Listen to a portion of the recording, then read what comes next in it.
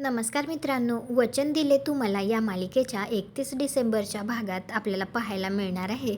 पद्मा आता घरी काम करण्यासाठी आलेली असते. त्यावेळी आता हर्षवर्धन पद्माला म्हणतो, मी घरात कोणालाही सांगितलेलं नाहीये, त्यामुळे तू सुद्धा घरात कोणालाही काहीही सांगायचं नाही. इकडे शौर्य ऊर्जासोबत असतो. त्यावेळी तो तिला म्हणतो, पद्मा नावाच्या मुलीबरोबर हे सगळं घडलं, पण हे केलं कुणी? तर ऊर्जा त्याला म्हणते, खूप मोठ्या घरातली पोरं आहेत. आपल्या एरियाचा MLA, त्यांचा मुलगा विक्रांत शिर्के आणि त्याचे मित्र. तर आता हे ऐकून शौर्याला धक्काच बसतो. तो म्हणतो, व्हॉट, हे कसं शक्य आहे? तर ऊर्जा विचारते, तू ओळखतोस का त्यांना? हे त्यांनीच केलंय. तर आता शौर्य स्वतःशीच मनामध्ये विचार करत असतो. तो म्हणतो, विक्रांत माझ्या बहिणीचा होणारा नवरा.